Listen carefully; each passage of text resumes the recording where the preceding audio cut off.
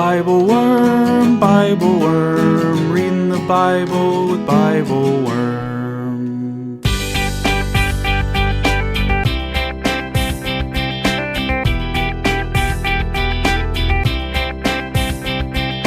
Welcome to BibleWorm, getting to the core of the biblical text.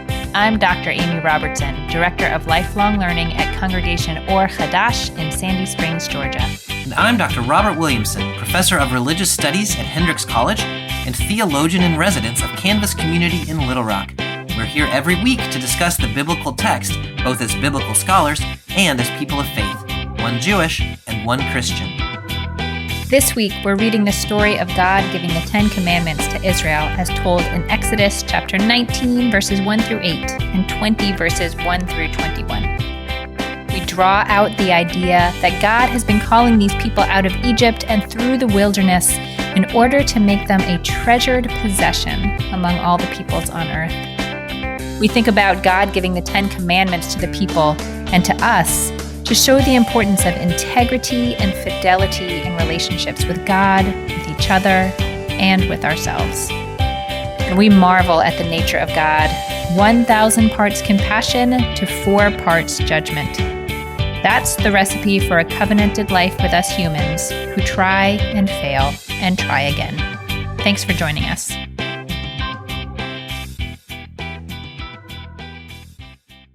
Hey, Bobby, how are you?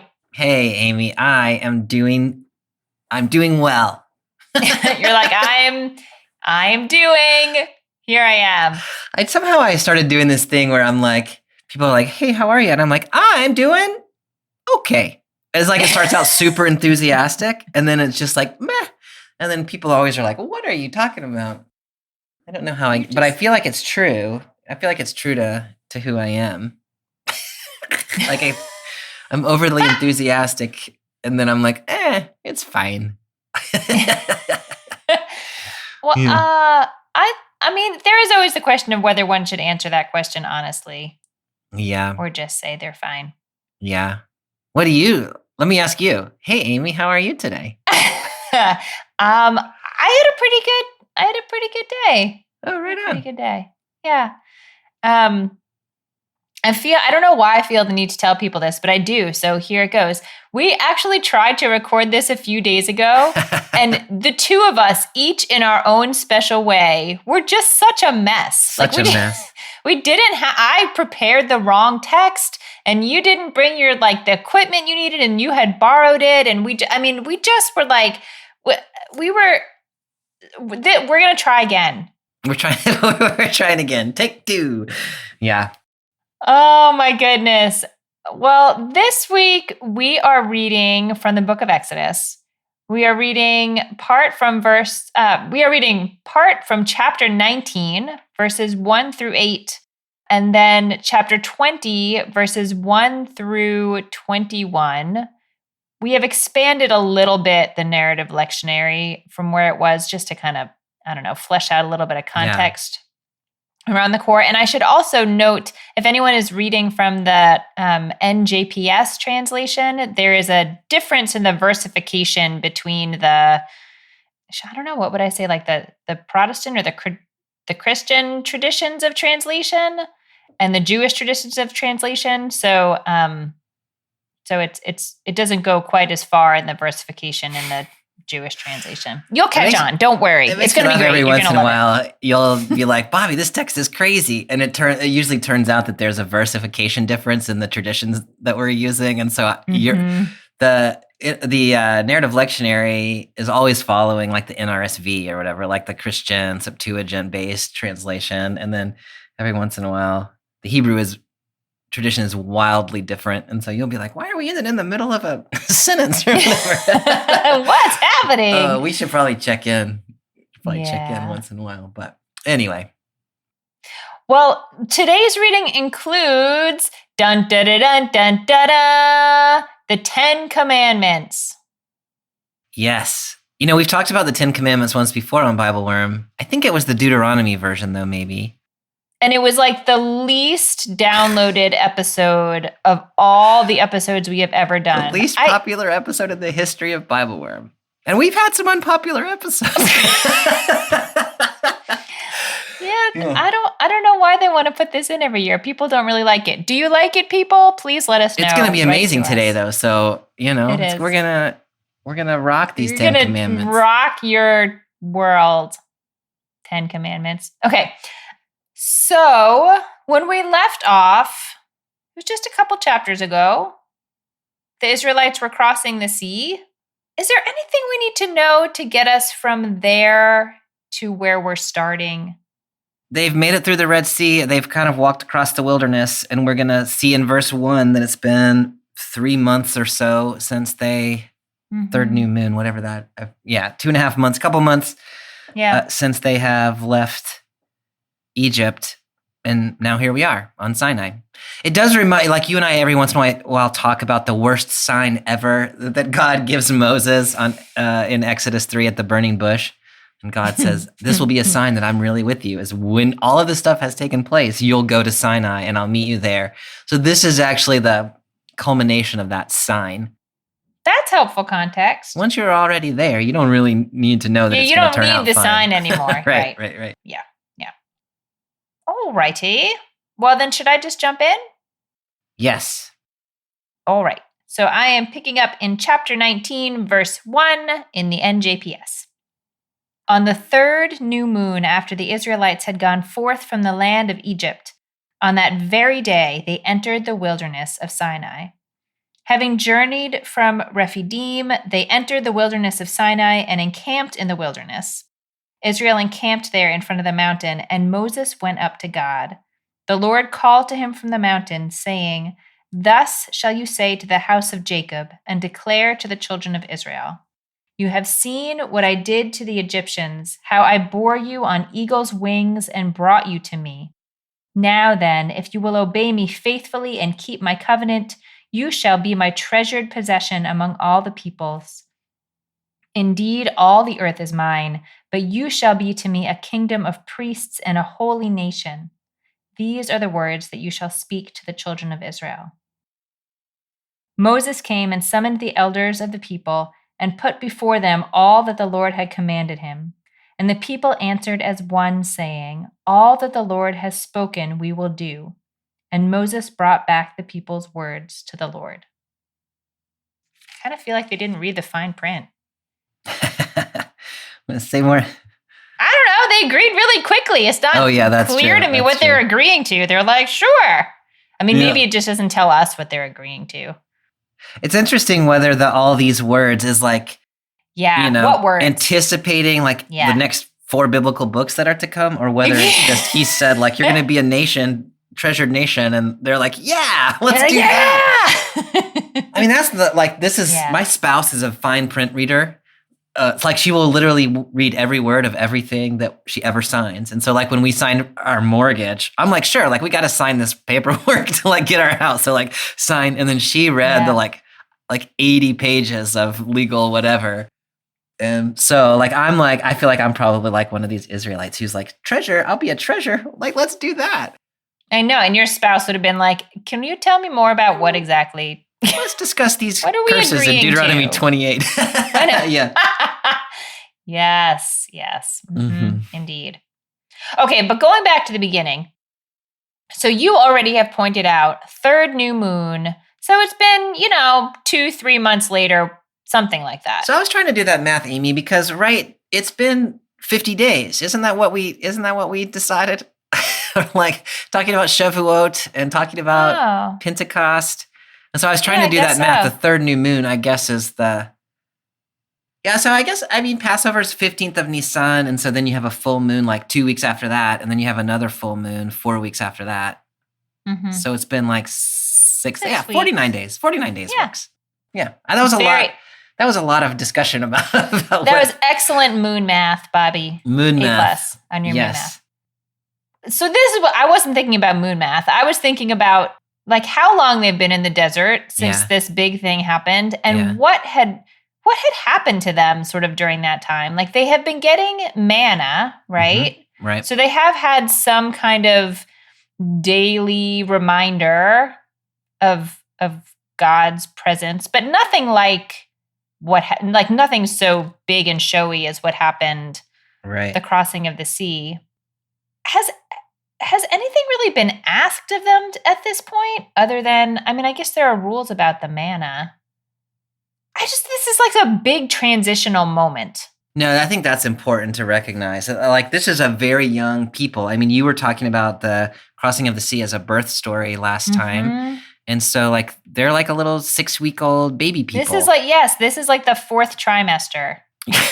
Yeah. We talked about that Exodus 16, the manna text last year, and I really loved that conversation. But the people start wishing they could go back to what they knew. And so God says, here, I'll do this miracle for you. And the miracle is the bread due every morning. And we talked about how that's such an understated miracle when you compare it to the like drama of what just happened coming out of Egypt. That like, here's enough fairly, like it's not fancy food, but it's food to get you through. And so that idea that the people are adjusting to like smaller miracles and like God's constant providence instead of like the miraculous thing. And I mean, I don't think they probably 100% trust it just yet, or at least it would be hard to imagine that they could, having been enslaved for so long, and this relationship with God is so new. And then, I mean, here come, like, I'm going to make a covenant with you and make you the most important people in the world. Like, it's a very dramatic kind of moment. Yeah.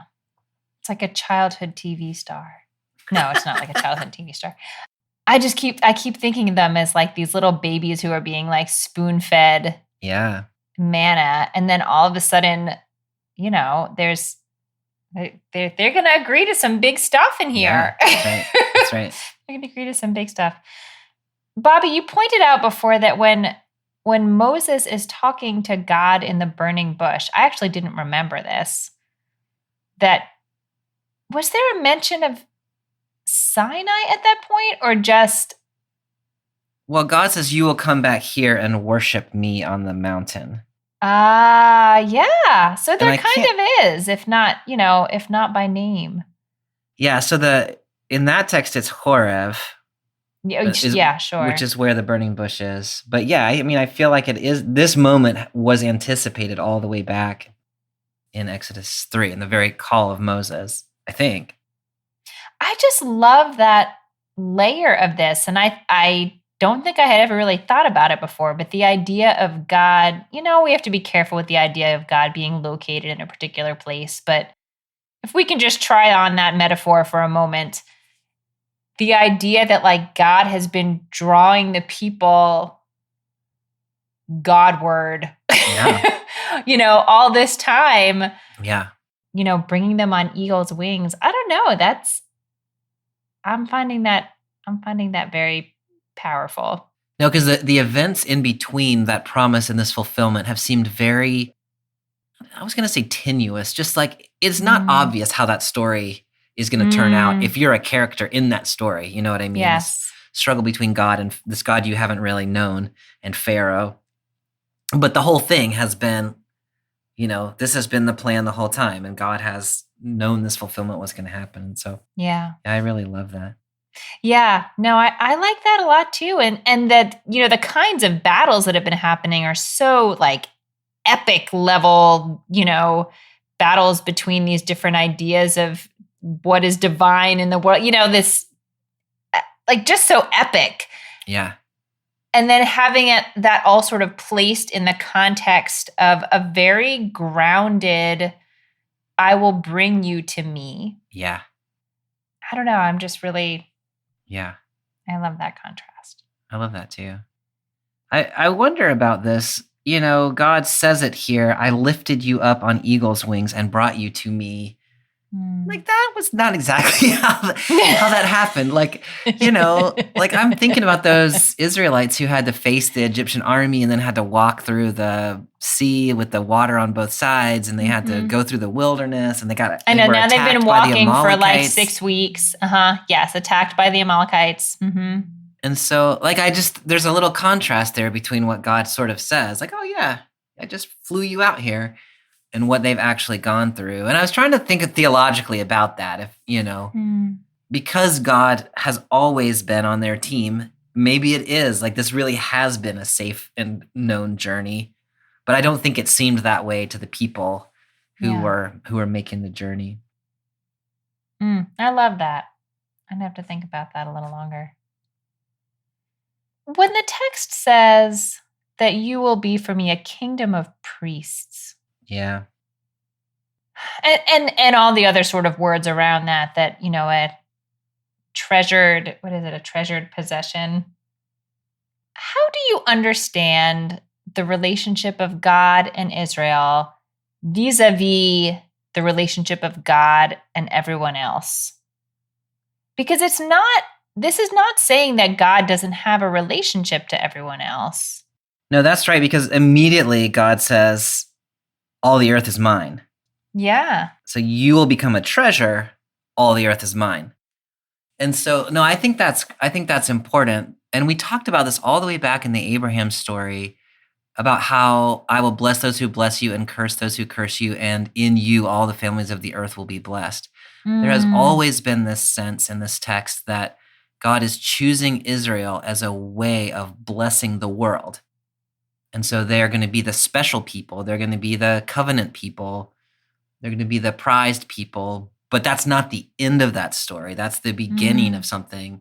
And so you'll be a nation of priests. To me, that's one way of understanding what that means, is Israel performs is the intermediary between the nations and God, in the way that the priests are the intermediary between the people and God, right?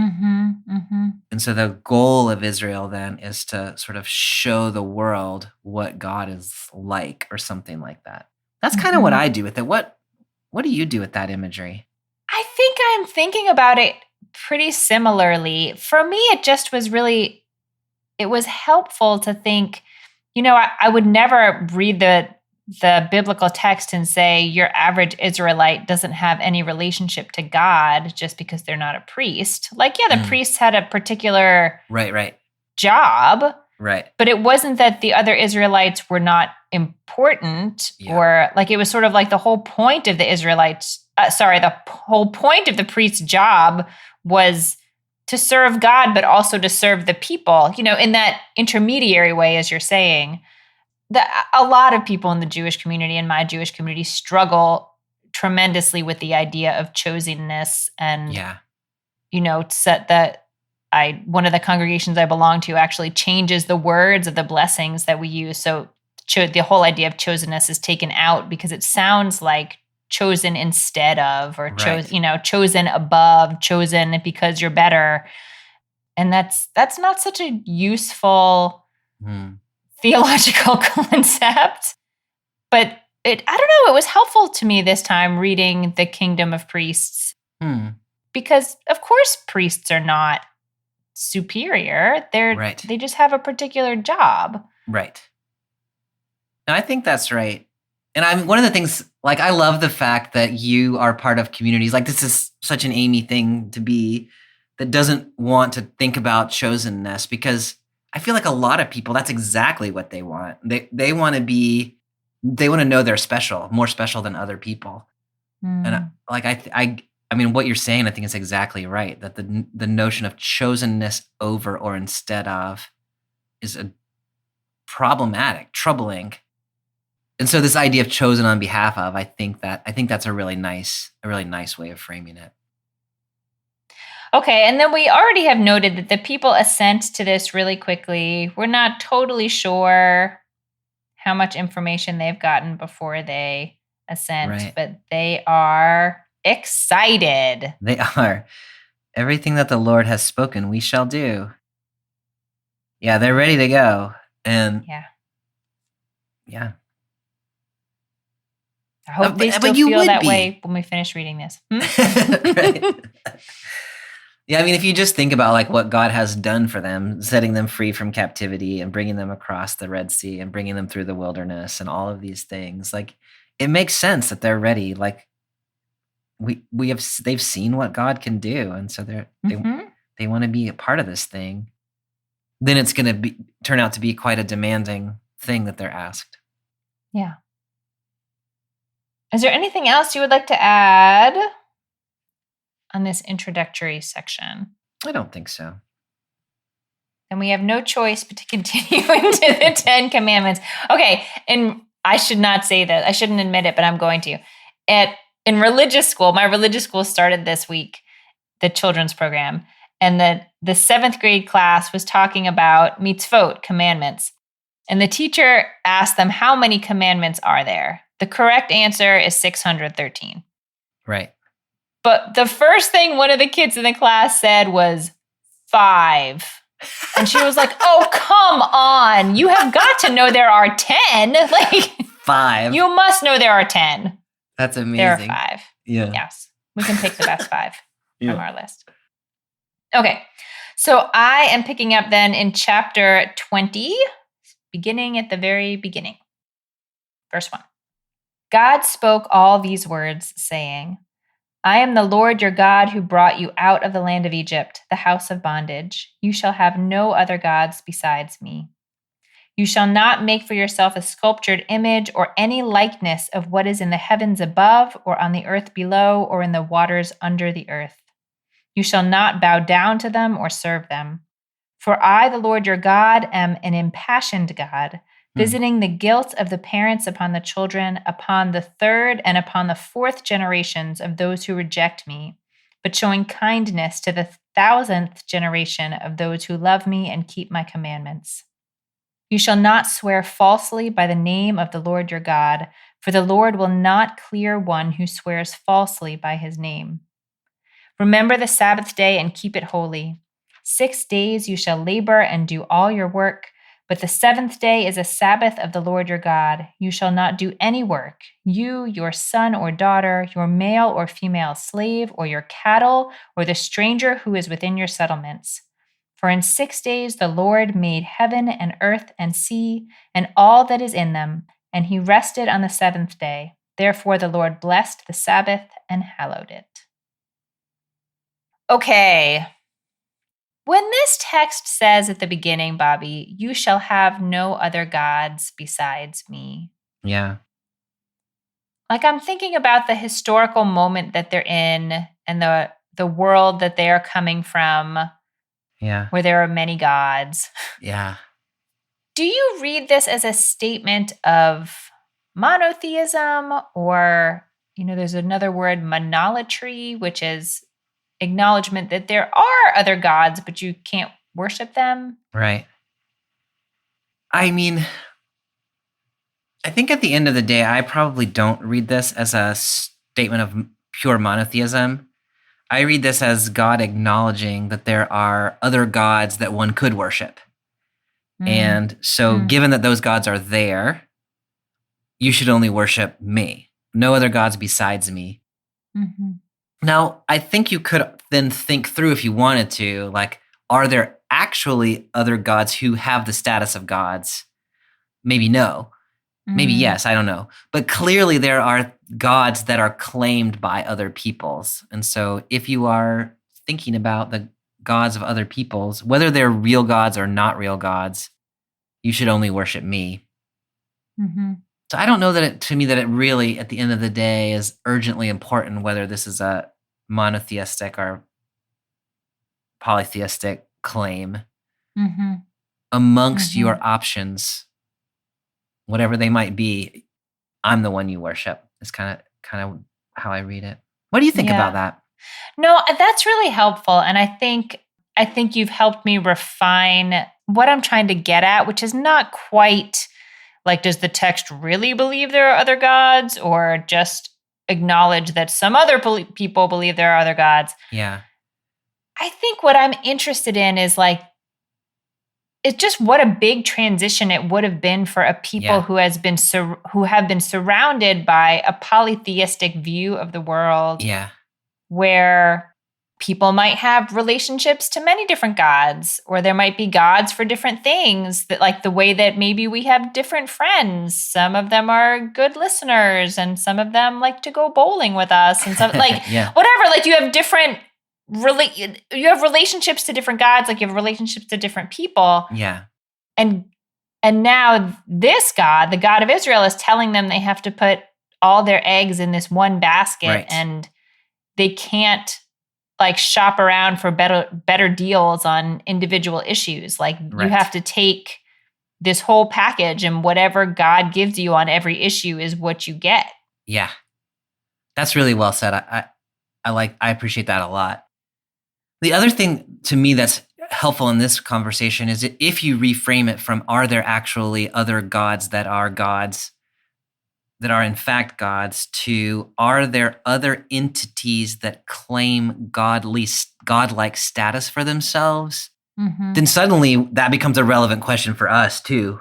Totally. And so then you start to think, who does claim ultimacy? Who does claim that they are the final word on things? Who does claim that only by following them can you be successful or thrive or whatever? And now you can start to name all kinds of things that aren't gods in a religious sense, but they are gods in the sense of claiming themselves to be ultimate truths. Like the world is kind of populated by gods if you define them that way. Yeah. And then this text suddenly comes into, exactly like you said, comes into sharp focus of, you can't pick and choose which of those claims toward ultimate reality you're going to follow in what situation, but you've got to be all in with the God of Israel. That makes it sound like a much bigger ask. Yeah. or a much bigger, like, I was going to say shift for the people in the text, but like also for us, that Yeah. we are pretty accustomed to, or I should say I am pretty accustomed to this sort of like cafeteria style. Yeah. I don't like the phrase cafeteria style religion, but it's the idea that you have to be all in on one is challenging. That's challenging. Yeah. Absolutely it is. But I wonder, with this context, it's sort of feeding into the way now that I'm thinking about God as does your translation say impassioned God, or does it say jealous God? It says, so I'm reading Robert Alter's translation this week, and it says jealous God. Yeah. I'm not sure I love impassioned. Yeah, I kind of like jealous too. Can you say why? Well, I feel like there is, just in this conversation that we're having, an awareness that there are actually the people do actually have choices, and God, what God is asking is that, I mean, God's going to ask right now, like, make a decision now, but also every time, like, you're going to have to make it over and over again. Like, asking for this kind of loyalty from the people when there's this worldview with all these other gods in it.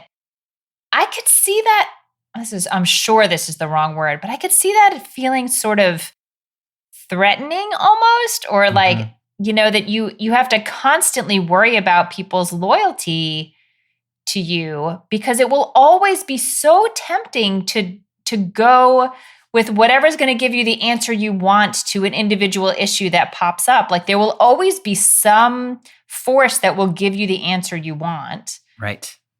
And God is asking people not to pay no attention to that. Like, just block it out. I don't know. I think that would lead to a generally jealous existence.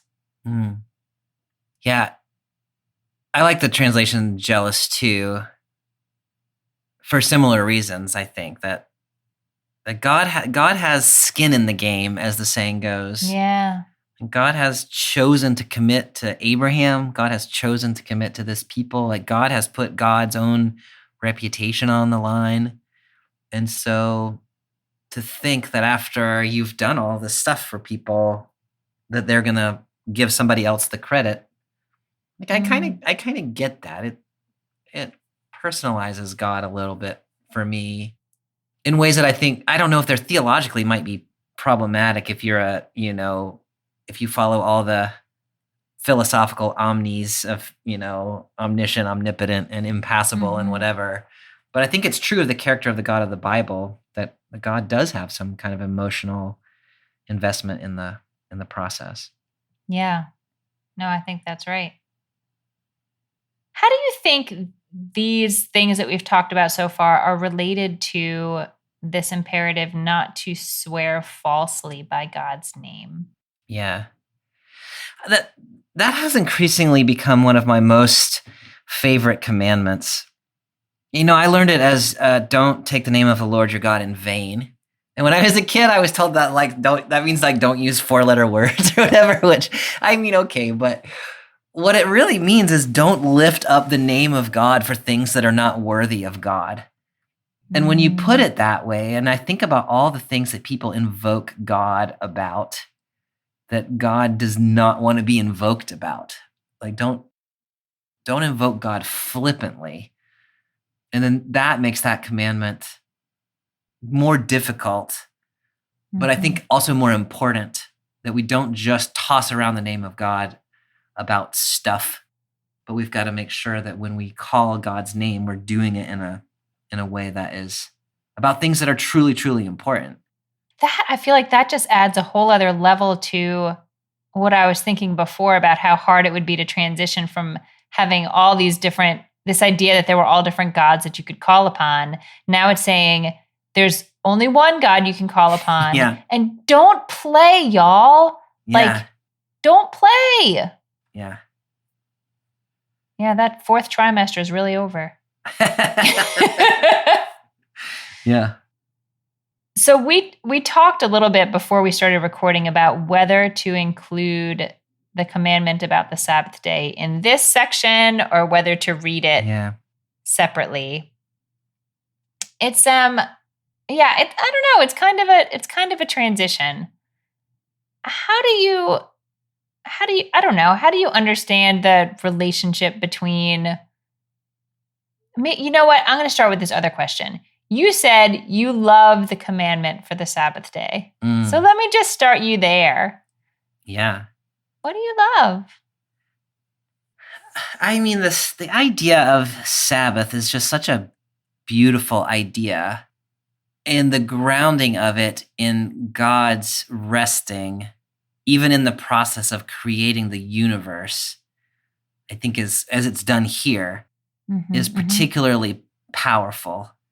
To say that there is something inherent in the universe that requires rest, and that even God, in the process of creating the world, doesn't have to be working 24/7.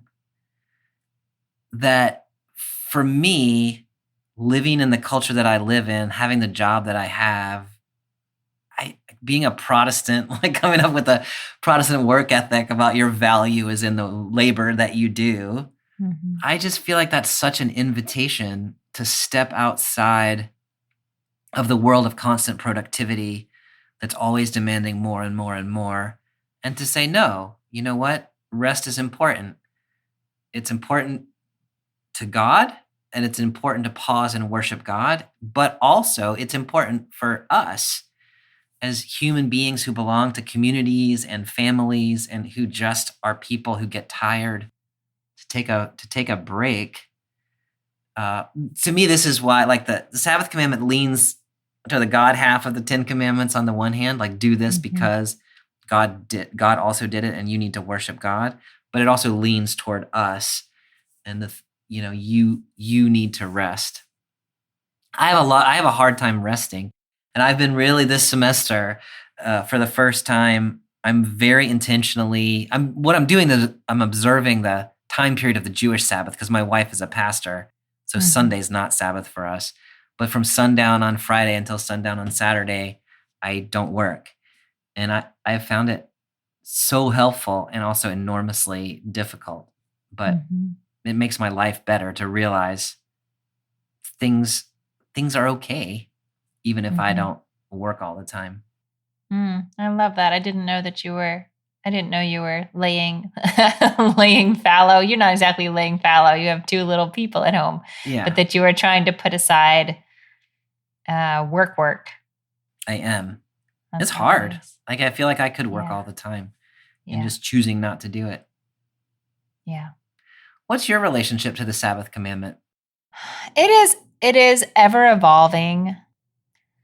I think at the moment where I'm really feeling it is, sort of in relationship to our last conversation about the different forces in the world that may seem godlike to us in our modern time. I think some of those are, related to productivity.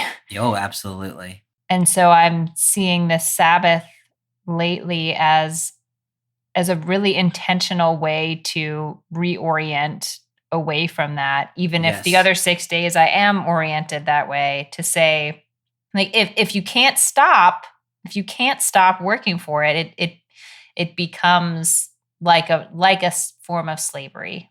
Yeah. If you can't change your relationship to it. And so one day a week we try to change our relationship to it. I mean, I have sort of the opposite situation of you in some ways, maybe. I don't know, that I am usually sort of working on the Sabbath, but we do a lot of things in our community to make it feel different. Like, even though we're there and we're working, like, I don't look at my email, and I don't, there are a lot of things we don't do in our religious school. We don't write, and we don't, people can tell me things, and I'm like, that's great, but you should really send me an email tomorrow because I'm not going to remember it and I can't write it down. Like, so, we try not to do things that are very clearly practical ways to further some goal that's going to pick up again the next day. Like, just let the day be itself. And I think there is great benefit to society to do this. And I think there is great spiritual benefit to it also. But it's hard. Absolutely. Yeah. It's hard. I mean, you could be 14.2% more productive if you work 7 days a week. And so you could be 14.2% more successful. So the argument would go.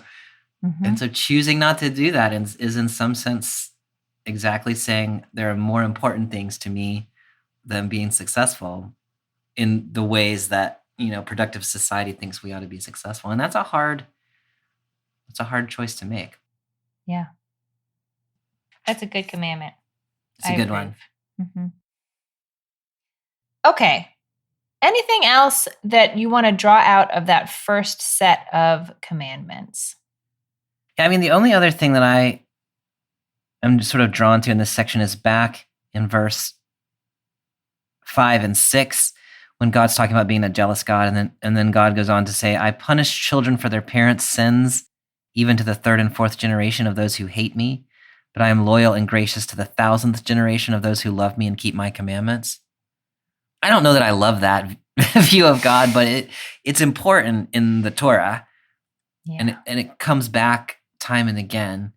And the thing that seems important to me about it is God has both the capacity for punishment and the capacity for graciousness.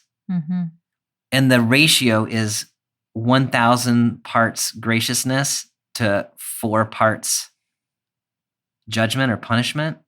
So God is enormously compassionate, but that doesn't mean that there is never any judgment or punishment. I'm somebody who wants God to be like all graciousness all the time, but a God who is like that can't really correct situations of injustice in the world. Yeah. And so having a God who has both of those capacities, I think at the end of the day, as much as I don't like it, is actually really important. And it's right there in the 10 Commandments. Both of those things are aspects of God. Yeah, that's really important. And I love that you pointed out the proportions of compassion versus judgment. Whenever I read this section, the first thing I think of, I don't know what this says about me, is that it must be that someone would be both the 3rd or 4th generation from someone who had hated God and within the 1,000th generation of some. So like, what is that like? That they're like stuck in this weird, vortex. Yeah. I don't know. Maybe the rabbis address it. Yeah, I'm sure they do. I'm sure they do. Hi, everyone. It's Bobby here from the BibleWorm podcast. If you find yourself listening to this episode thinking, man, I really wish I knew all of this stuff last week, have we got a deal for you. Maybe you're a pastor who wants to work a week ahead on your sermon. Or maybe you're a Bible nerd who wants to show off your Bible knowledge at the water cooler before everyone else has a chance to listen to the episode. Whatever the case, if you'd like to get early access to our episodes, you can join our Patreon at the early worm level or higher. You'll get access to every episode a week before it's available to the general public. You'll also get a truly amazing BibleWorm sticker and the satisfaction of supporting a good cause. Oh, and you'll get ad-free episodes so you won't have to keep listening to messages like this one. Visit patreon.com/BibleWorm podcast for details. As always, thanks for listening to BibleWorm. And now back to this week's episode. Okay. There are still more commandments to go. There Are you are. ready for some more? I am. Okay, this is where the versification gets a little bit funny, but we're both starting in verse 12, right? Yes. Okay. Honor your father and your mother, that you may long endure on the land that the Lord your God is assigning to you. You shall not murder. You shall not commit adultery. You shall not steal. You shall not bear false witness against your neighbor. You shall not covet your neighbor's house. You shall not covet your neighbor's wife, or his male or female slave, or his ox or his ass, or anything that is your neighbor's. I love that the JPS keeps the word ass in there. Yeah. Like that's a bold move to do in As the 21st bold. century. I know. Yeah. It does. We like to keep things interesting. I have heard the theory that honoring your father and mother is placed in this place, like in this location among the commandments, because for a similar reason that we sort of hypothesized that the Sabbath is placed where it is, that it sort of somehow reaches toward God and also toward earth. What do you think of that theory? I do not like it. Excellent. I'm having trouble with it. I think I need you to spell it out for me. I think the idea is that because the parent metaphor is used frequently, that your parents are like your embodied godlike guardian on earth. And so if you can't, and so you, by honoring your parents, it's sort of like a microcosm and a macrocosm thing. Like, yeah, although even as I was saying that, I was like, well, but the God relationship is also portrayed as a romantic relationship. Like they're just using human relationships because that's what they know. Yeah. Yeah. I think for myself, I probably tend to read this as we've shifted from the register of obligations toward God toward obligations to community. And if you read it that way, then mother and father, family, but mother and father in particular, are kind of the closest human relationships. They're the ones that have been there since the very beginning of your life. And so I do take that if you can't love your family, if you can't honor your parents, then like you don't have any chance of honoring anyone else and following the rest of these commandments. I don't know, like I can see that sort of move, like they're the ones who teach you about God, but to me that I'm not sure I really want to go all the way there. No, but I like where you went, and it's different. So it's one thing to say that like your parents are your closest people. So like we're starting this, you used a nice word for this, that switches the tenor of the conversation, the register. I don't remember what I said. I'm sure it was good though. It was register. I think you said register. Tenor would be better. I like your word better. Okay. that it starts with your closest people. Yeah. And I don't know. I think maybe I want to hold that alongside the idea that they are your closest people, and they are, I mean, especially when you're a little kid, they are like gods to you. Like they really control your world. Yeah. And maybe seem very powerful. And then over time, that may change. That's an interesting tension to hold in that relationship. There's also, I've heard the idea that this is about respecting your parents, in the family relationship. But I've also heard the idea that this is about commemorating, remembering your parents after they have died, keeping their memory alive, honoring their values, and like making sure in a culture that does not yet believe in a literal life after death, that this is a way of tending to previous generations. I don't know which one of those is a better way of reading it, like honor your parents while they're alive or tend to your parents' memory after they have died. Maybe it means both of those things. But I like that. I like adding that second aspect, that there is an obligation to the family to carry on the traditions, carry on the teachings, the memory of those who have gone before. That really sounds like you're really making it sound like this is like the social glue. Like Yeah. this is,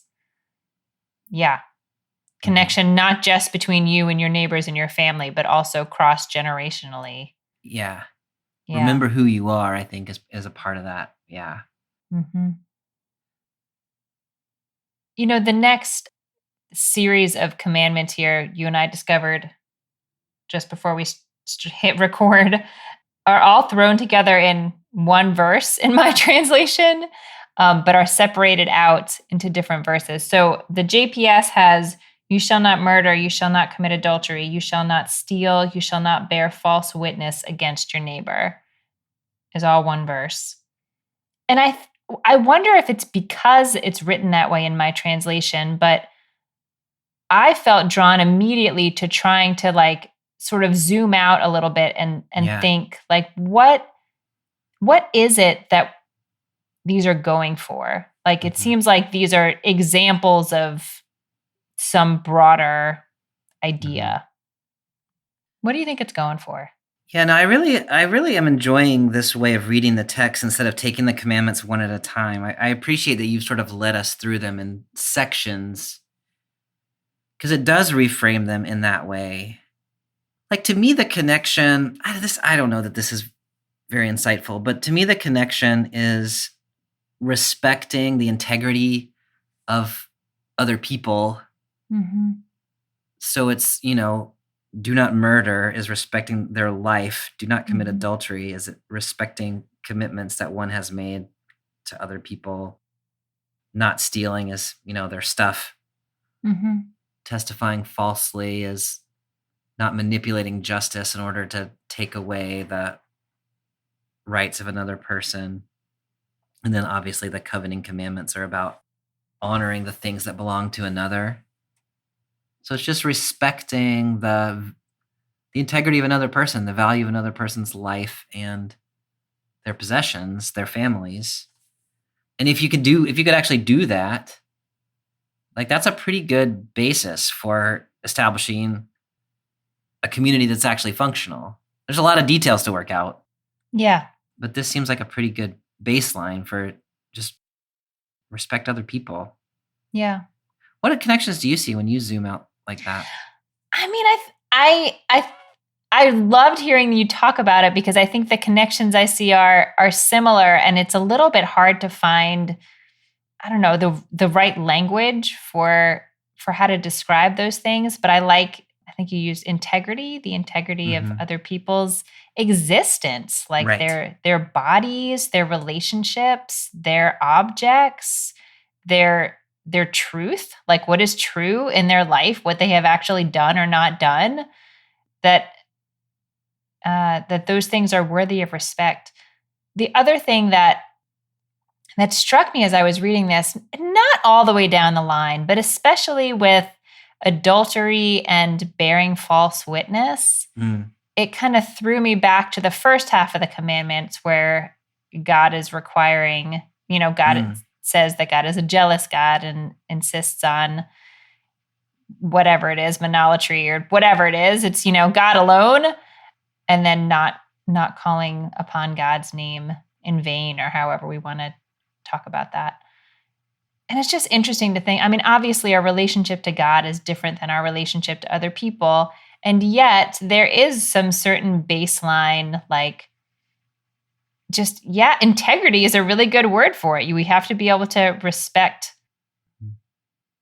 the integrity of other people. And in some ways, I feel like it's a little harder for me to I don't know what this says about me. It's a little harder for me to wrap my head around why that's so important in a relationship to God, whereas it seems obvious to me why it's important in a relationship to other people. Mm-hmm.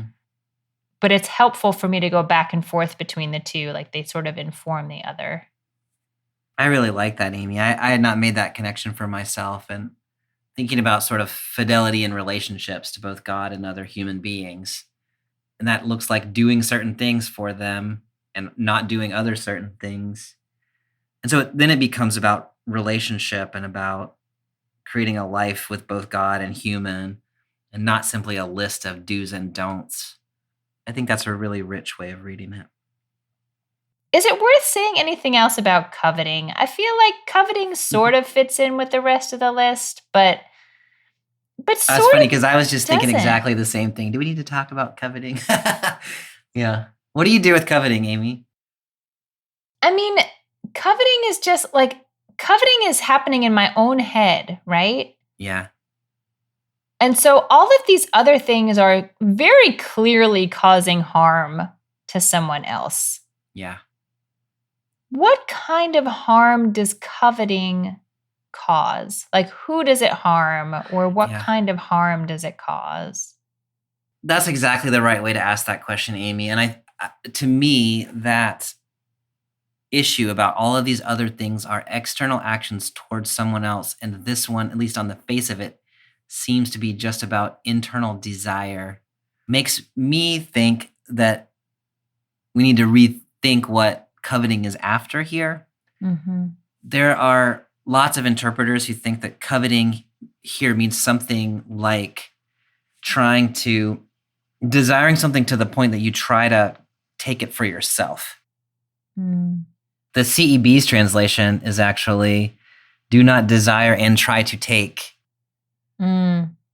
But it's not exactly, for me, the same thing as just stealing, right? So like you really like that purse that Granny is carrying, so you rip it off her arm or whatever and run away. But it's a little more involved than that. So it's the kind of thing about, It's like David and Bathsheba.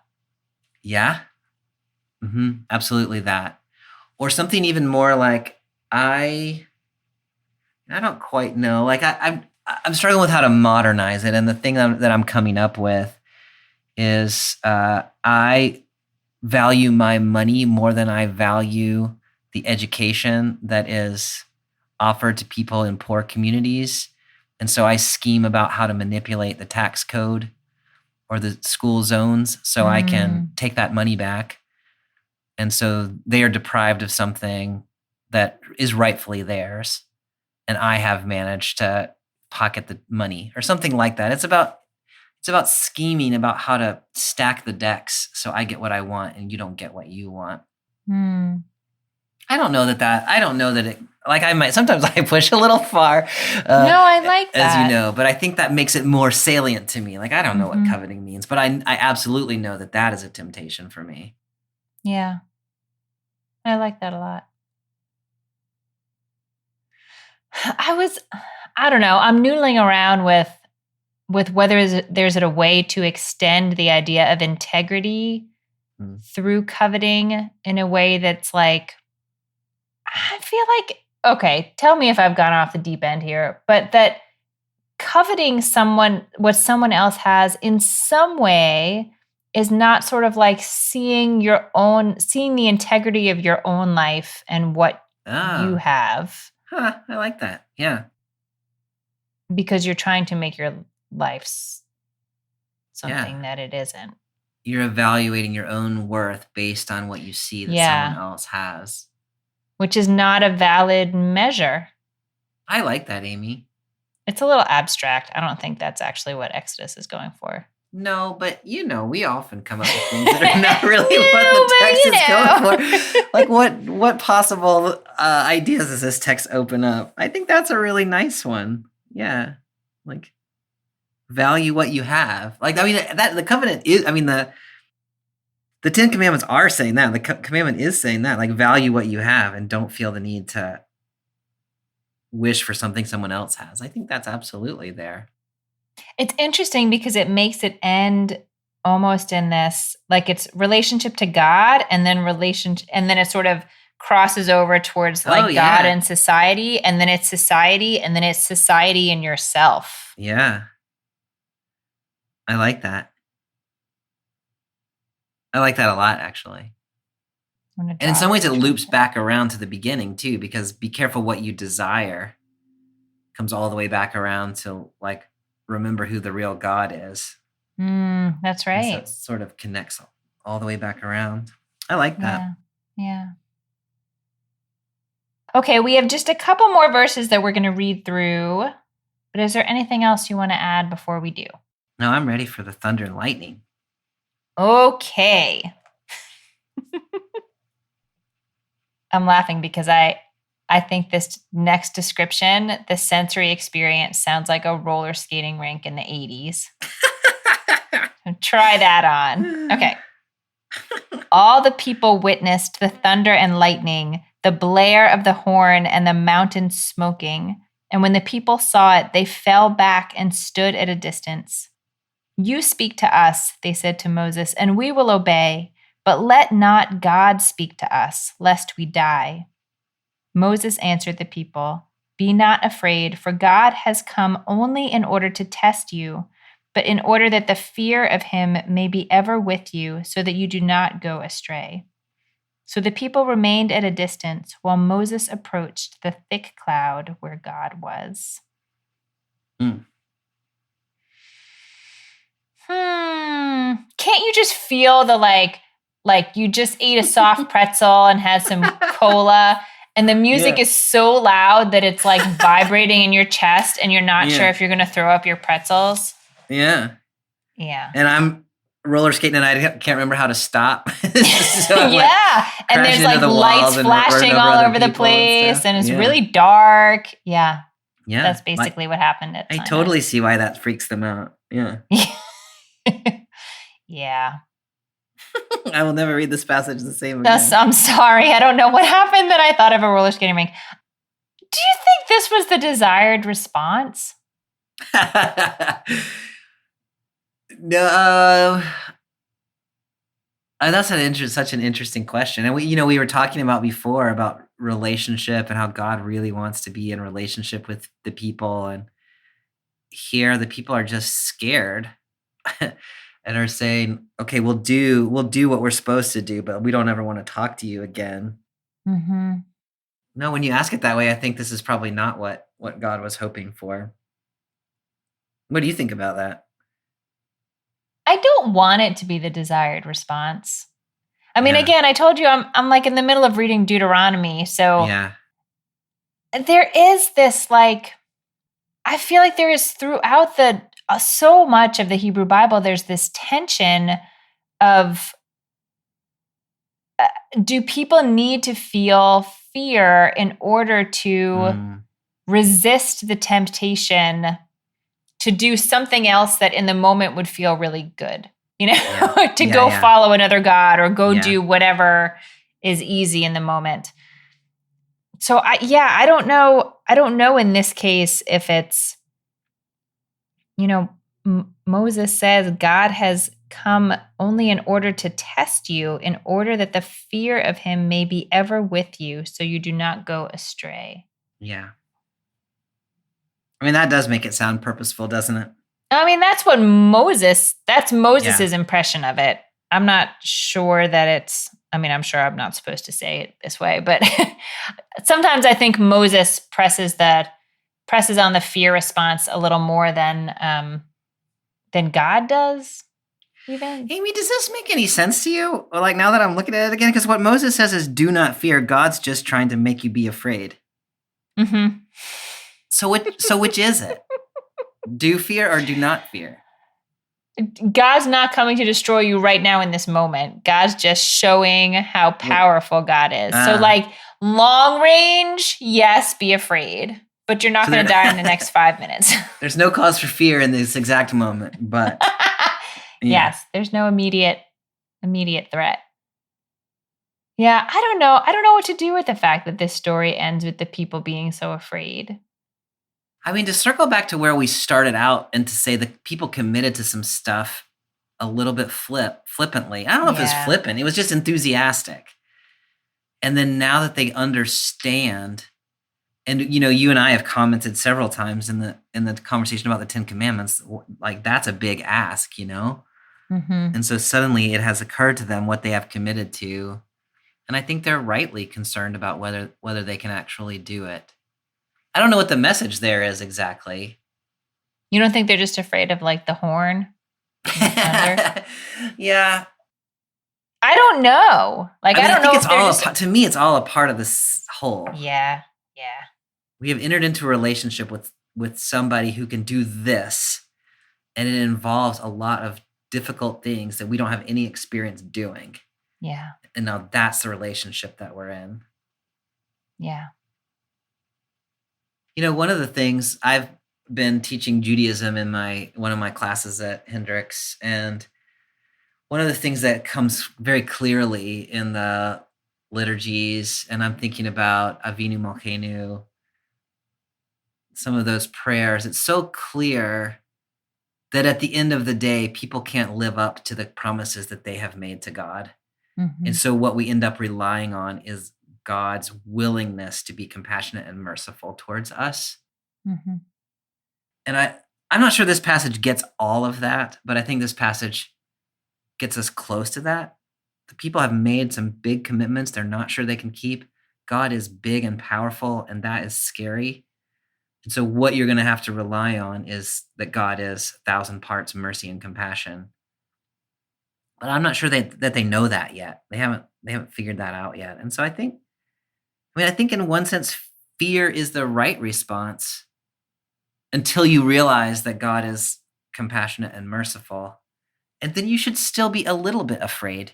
Yeah. Because God is under no obligation to be compassionate and merciful. God chooses to be compassionate and merciful. Like, I don't know. That's probably an over theologization of that verse, but I think there's something important there. Yeah.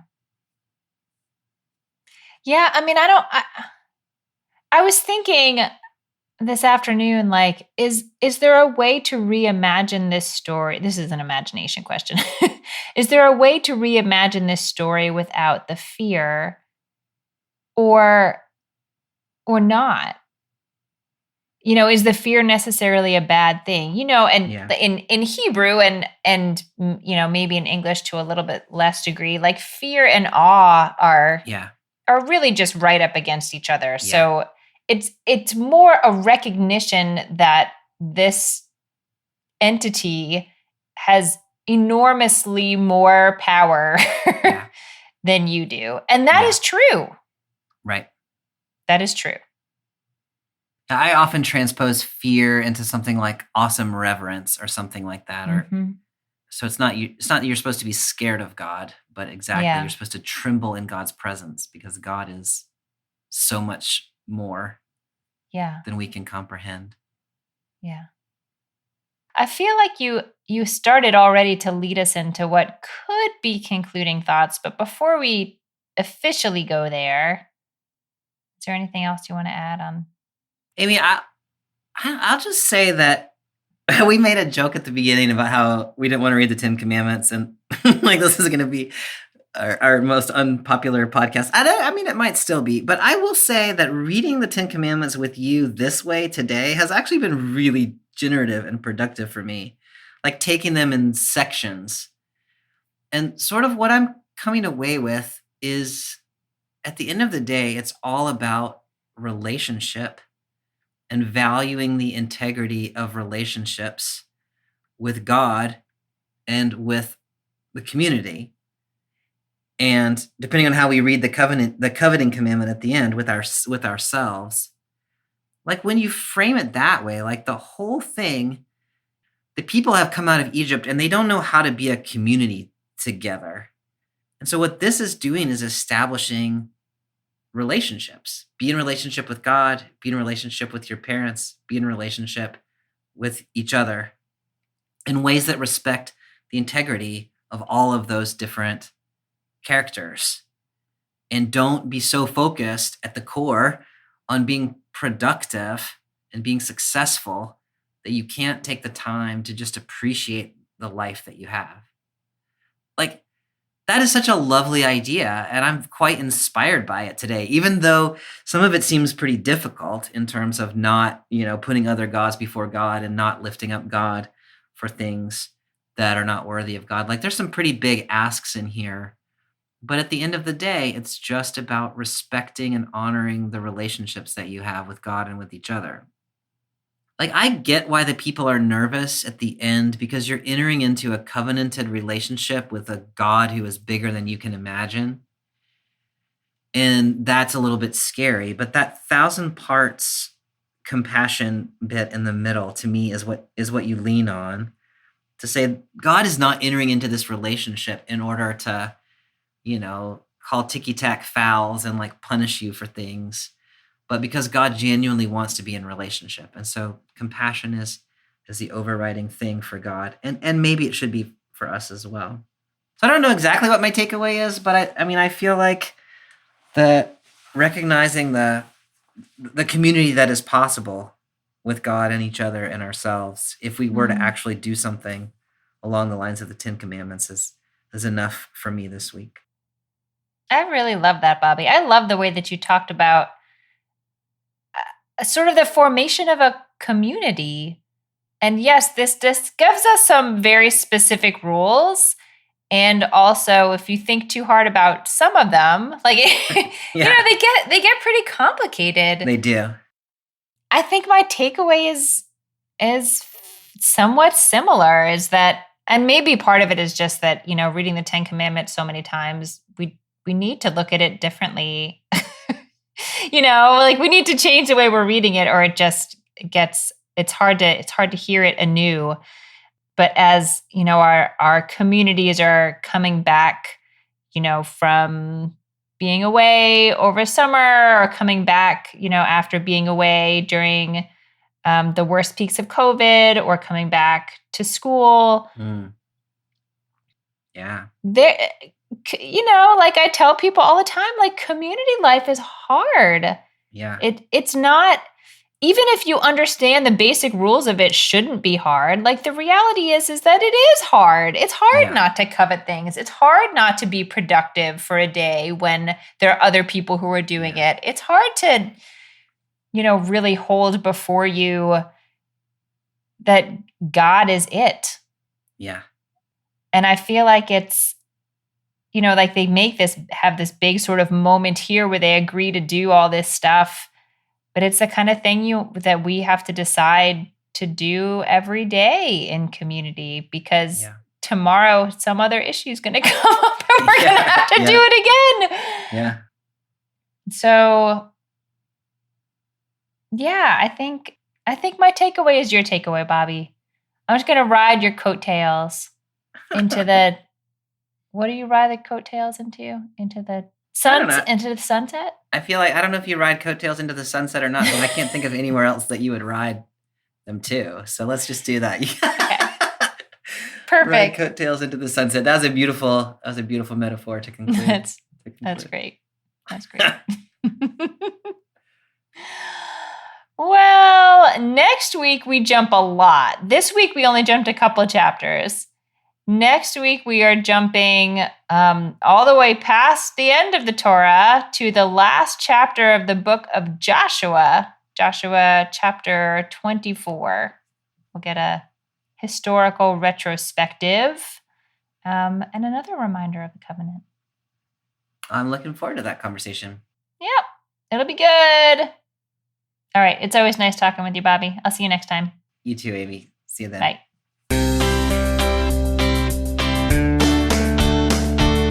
Thanks for joining us for this week's episode of BibleWorm. If you've enjoyed this free podcast, we hope you'll help us keep it going by joining our Patreon for as little as $4 per month. You can also sign up for other goodies like early access, video lectures, weekly liturgies, and more. Visit patreon.com/BibleWorm podcast for details. BibleWorm is produced by Bobby Williamson and edited by Joel and Laura Becker. Our theme song is sung by Colin Bagby, and our theme music is The World at Large by Dano Songs. Many thanks to all our Patreon supporters for helping make this podcast possible.